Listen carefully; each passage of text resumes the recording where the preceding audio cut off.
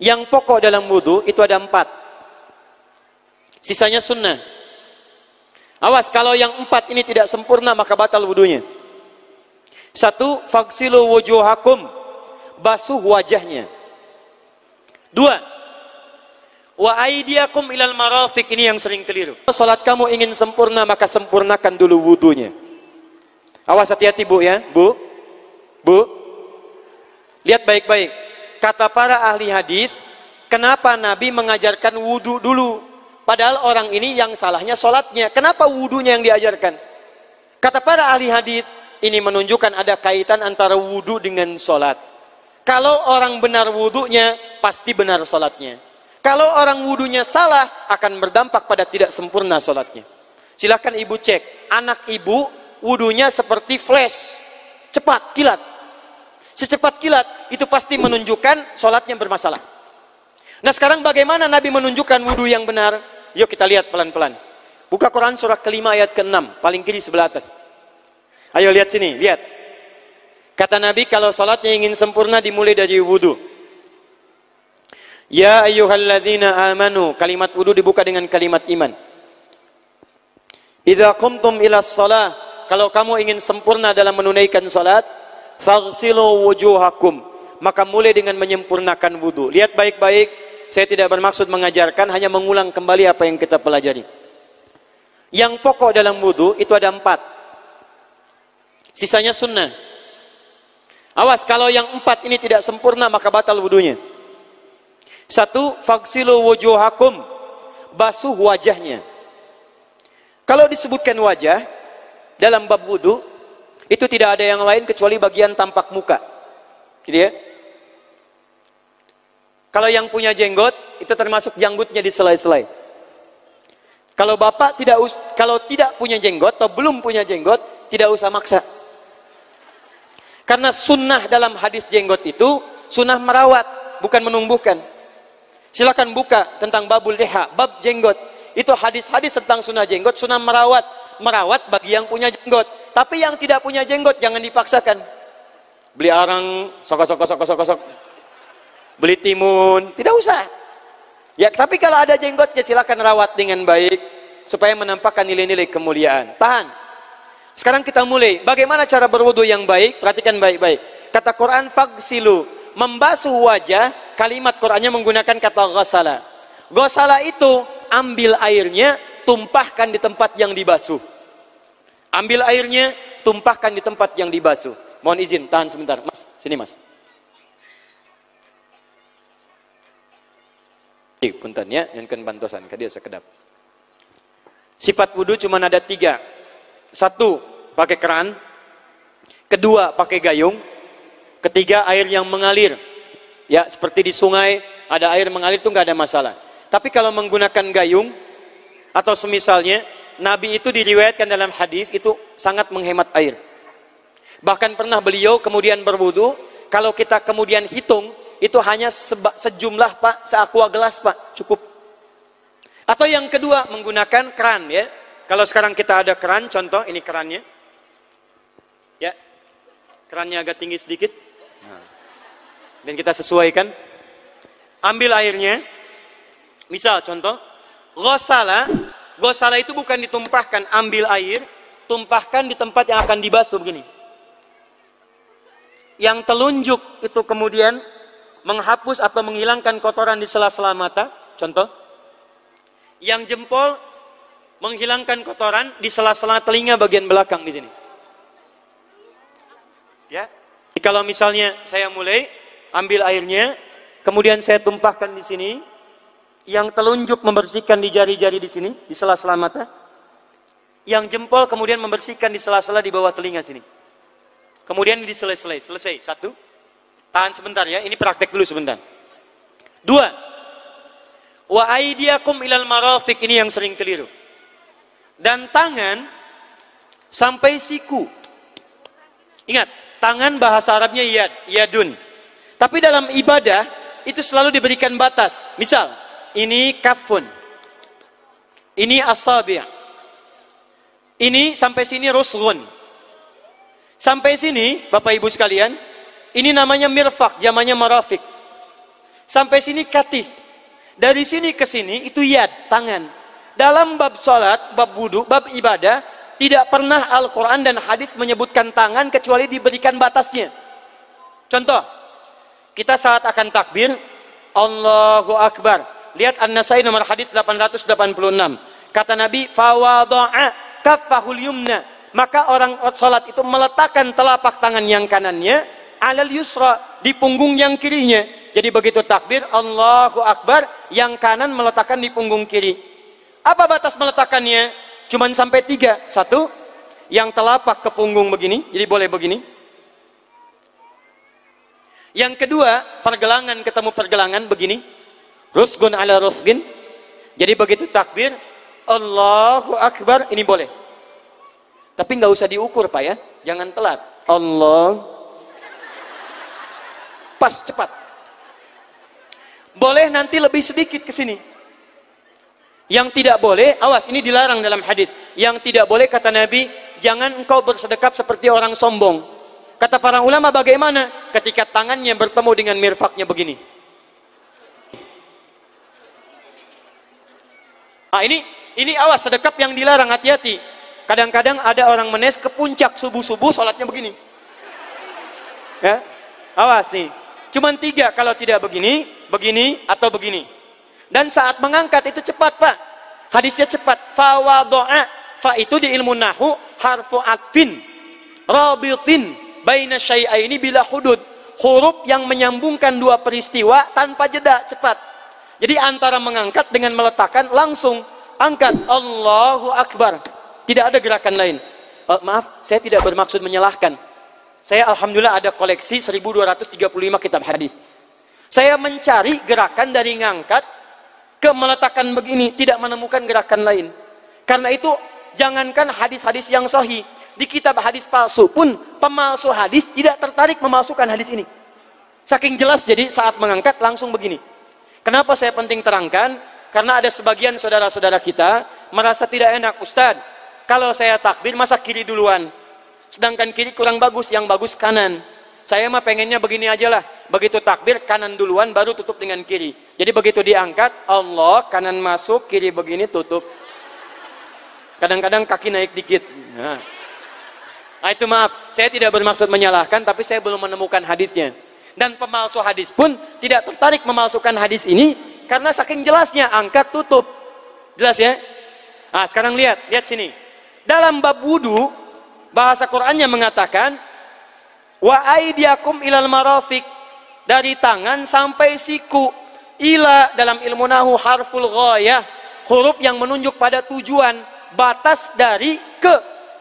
Ana minal an sa'adhab min Menes ila Bekasi.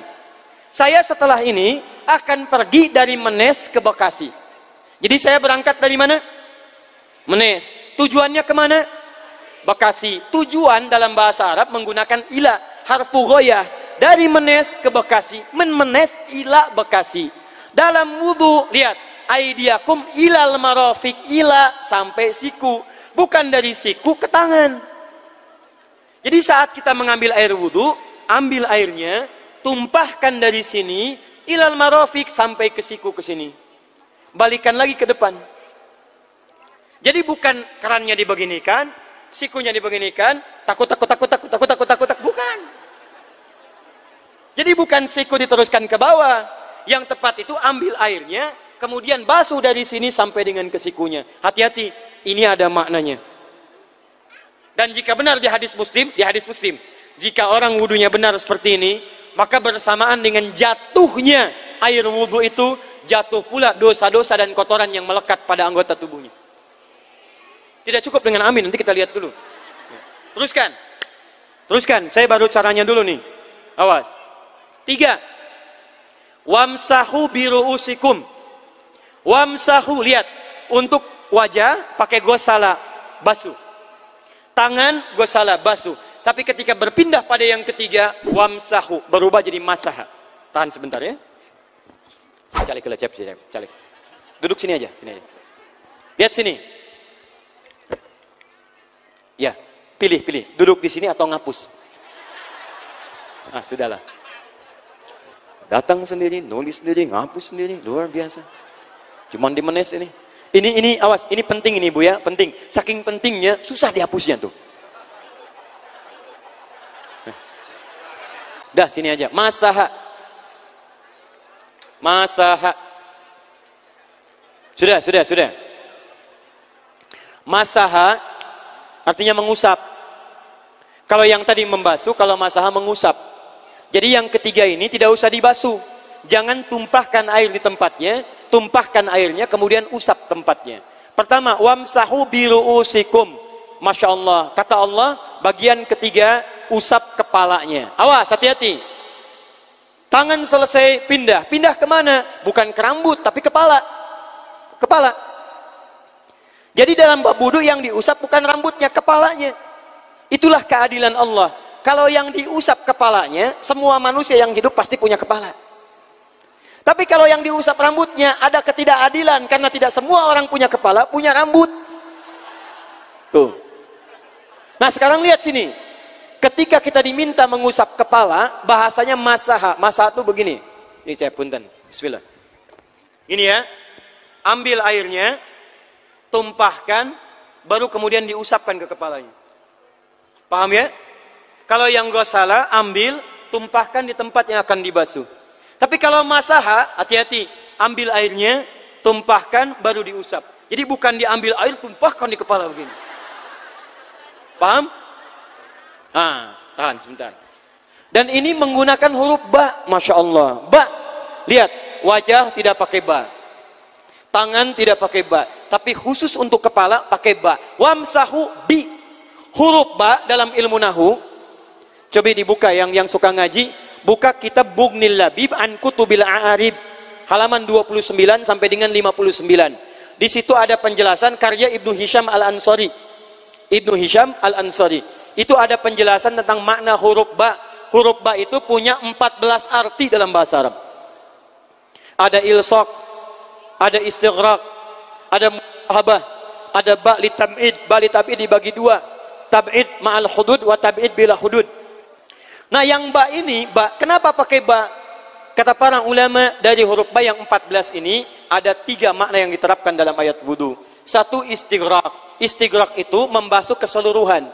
Jadi kalau kita ingin wudu, ambil airnya tumpahkan, basuh keseluruhan dari depan sampai ke belakang begini. Balikan lagi. Yang kedua, at-tab'id ma'at tahdid. Sebagian tapi dengan batas. Kata Imam Asy-Syafi'i, di mana batasnya ubun-ubun? Diboleh kalau kita mau wudhu, misalnya ibu tidak bisa membasuh keseluruhan, sedang pakai kerudung misalnya, jilbab nggak bisa dibuka, tempat wudhunya terbuka, Anda tinggal ambil air wudhu, kemudian tumpahkan sedikit, boleh diusapkan bagian kepala sampai ubun-ubun, sah wudhunya. 3, at-tab'id min duni tahdid. Sepanjang disebut bagian kepala, masuk kepala nggak ada batas. Ini kepala bukan? Ini kepala? Ini kepala? Nah, jadi kalau Anda berwudu mengusap bagian kepala, itu sudah sah walaupun bagian tertentu diusap di kepalanya. Kapan ini dipraktikkan? Kata Imam Malik, kata Imam Abu Hanifah, ini dipraktikkan kalau seorang memiliki satu sakit di kepalanya yang tidak memungkinkan dibasuh keseluruhan. Misal, mohon maaf, ya ada orang misalnya, mohon maaf ya, tiba-tiba sedang jalan di kebun, tuh jatuh duren. Bu, anak duren ya, jangan durennya yang besar. Tiba-tiba nimpa misalnya. Duren teh bahasa rangatnya kadu, Bu, ya. Kadupak, kaduhung, ya, dan seterusnya. Kadu. Nah, nimpa kepalanya, bocor misalnya.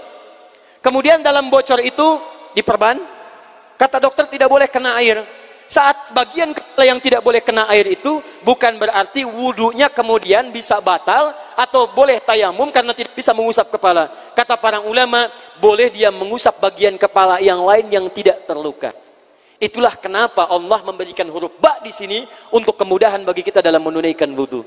Tapi pastinya yang dibasuh kepalanya bukan rambutnya. Jadi kalau ada laki-laki sudah dandan, sisiran, rapi, tiba-tiba keran dibuka, yang diusap cuma rambutnya, ulak. Nah, itu batal wudunya.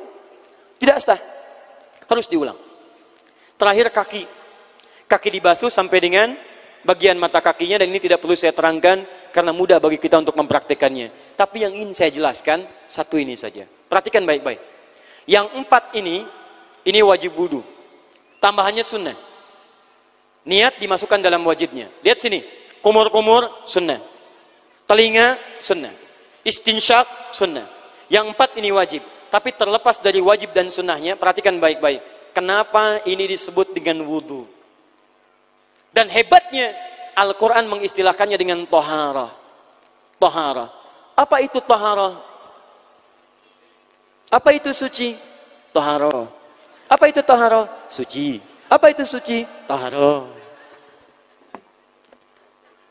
Ada toharah, ada nadhafah, itu beda. Kalau nadhafah, bersih luarnya, tapi belum tentu bersih dalamnya. Bisa jadi luarnya bersih tapi dalamnya najis. Misal, hewan yang paling najis apa? Yang haram. Misal hewan tadi itu, hewan babi misalnya, misal dibersihkan, dimandikan, disisir sampai bersih. Bersih tidak? Bersih, bersih. Tapi halal tidak? Suci tidak? Tidak. Al-khinziru nadhifun walakinnahu ghairu tahir. Babinya bisa bersih tapi tetap tidak halal, tidak suci dia, tetap haram, tetap najis. Paham? Tapi kalau bersih luarnya dan suci dalamnya, maka kalimatnya berubah dari nadhafah jadi toharah. Toharah. Orangnya disebut dengan tahir. Kalau rajin dikerjakan disebut dengan mutatahhir. Wudu dalam Quran disebut dengan toharah. Seakan-akan memberikan pesan, maaf, orang yang wudu itu bukan hanya bersih fisik luarnya saja. Jadi kalau orang wudunya bersih, bukan cuma wajahnya yang bersih. Kalau wudunya benar, bukan kotoran di tangan saja yang hilang. Tapi mohon maaf, fisik-fisik dalamnya itu ikut suci. Fungsi tangannya jadi bersih, fungsi wajahnya jadi bagus, fungsi lisannya jadi bagus. Makanya kata Nabi, kalau orang benar wudunya bersamaan dengan air wudu yang menetes, maka tumpahlah kotoran-kotoran di bagian fisik-fisik tubuhnya. Jadi kalau kita benar wudunya kumur-kumur, kukumur, masukkan misalnya, masukkan, keluarkan, bersamaan dengan keluarnya air itu, maka kotoran-kotoran di lisan pun ikut keluar. Tangan dibasuh, bersamaan dengan dibasuhnya tangan, fungsi tangan yang kotor-kotor itu ikut hilang. Hadis Muslim. Makanya orang yang setelah selesai wudu dia berdoa, apa wudunya? Apa doa wudunya? Asyhadu an la ilaha wa asyhadu anna Muhammadan Allahumma minat waj'alni minal, lihat sini, minal mutatahhirin, minat tawabin. Lihat. Bapak Ibu kan baru wudu, tapi kenapa doanya selesai tobat? Allahumma ja'alni minat tawabin. Ya Allah, jadikan saya termasuk orang tobat. Kita kan baru wudu, kenapa doanya baru selesai tobat? Sedangkan tobat itu mengakui kesalahan, menyesali kesalahan, dan berjanji meninggalkan yang salah, mengganti dengan yang baik-baik. Makanya kalau orang wudunya benar itu, begitu dia kumur-kumur, dia ingat kesalahan apa yang dikerjakan oleh lisan ini. Jadi begitu kemudian ditumpahkan airnya, hilang kotorannya. Maaf, yang suka mencela wudu, selesai wudu tidak akan mencela lagi karena tobat dari celaan. Makanya kalau wudu Anda benar, coba ingat-ingat, siapa korban dari lisan Anda yang tajam itu? Apakah ibu Anda yang pernah menangis karena lisan Anda? Apakah ayah Anda yang kecewa karena kalimat-kalimat Anda? Apakah tetangga Anda yang menjauhi Anda karena kata-kata kotor Anda? Kalau tiap hari Anda wudu, tapi kemudian lisan Anda masih kotor juga, ada yang salah, Anda cuma menghabiskan air untuk menghilangkan kotoran di lisan. Itu tanda pertama. Tangan basuh. Makanya orang yang wudunya benar, tangannya tidak akan berbuat yang kotor lagi sampai ke ujung kakinya. Karena itulah ibadah ini disebut dengan wudu, seakar dengan kata dau. Kata para ulama, mereka sebagian mengatakan dau artinya cahaya, dau artinya sinar, dau artinya al-husnu, baik budi pekerti. Kalau orang benar wudunya, bertambah sinar di tangannya, sinar di wajahnya, sinar di lisannya. Apa sinar itu? Di dunia sinar-sinar amaliyah kebaikan, sifat-sifat baik, di akhirat pancaran-pancaran kemuliaan. Satud'a ummati yaumal qiyamati ghurral muhajjalin. Akan dipanggil umatku di hari kiamat dengan banyak cahaya melekat di tubuhnya. Tangannya ada cahaya, matanya ada cahaya, wajahnya bercahaya, kakinya bercahaya. Cahaya apa itu? Kata Nabi, min atharil wudu, dari bekas wudunya. Jadi kalau kita benar wudunya, itu kita jadi orang baik. Ada cahaya kebaikan dalam diri kita. Itu yang disebut dengan tawabin. Makanya kalau bapak ibu tiap hari wudu, Allahumma ja'alni minat tawabin. Tapi mulut tidak tobat, tangan tidak tobat, kaki tidak tobat, ada yang salah dengan wudunya. Waj'alni minal mutatahhirin. Jadikan saya orang bersih dan suci. Jadi kalau selesai wudu, pakaian bersih, wajah bersih, tangan bersih. Ini pakaian bersih, pakai jas, pakai dasi, tapi tangan tidak bersih, korupsi juga, mencuri juga, menipu juga, ada yang salah dalam wudunya. Kalau kita bisa mengerjakan wudu ini dengan baik, maka naik status kita. Disebut sebagai, langsung oleh Al-Quran, disebut hamba yang dicintai oleh Allah Subhanahu wa ta'ala. Di Quran surah kedua Al-Baqarah ayat 222. Saya tutup. Lihat ayatnya. Di ujung ayatnya. Innallaha yuhibbut tawwabina wa yuhibbul mutatahhirin. Sungguh Allah akan sangat mencintai orang-orang yang tobat dan orang-orang yang terbiasa untuk bersuci. Kita selesai wudu mengatakan Allahumma ja'alni minat tawwabin waj'alni minal mutatahhirin. Dijawab oleh Allah, innallaha yuhibbut tawwabin wa yuhibbul mutatahhirin. Karena itulah orang yang rajin wudu adalah orang-orang yang dicintai oleh Allah Subhanahu wa taala. Jadi kalau bapak ibu, maaf ya, sekarang cek. Kalau batal wudu, pengen wudu lagi. Tidak hanya saat sholat. Sekarang batal wudu, ingin wudu. Batal wudu, ingin wudu. Itu tandanya bapak ibu sedang mendapatkan cinta dari Allah Subhanahu wa ta'ala. Tapi hakikat cintanya bukan pada wudunya, tapi berubahlah orang itu menjadi baik dan dekat dengan Allah Subhanahu wa ta'ala.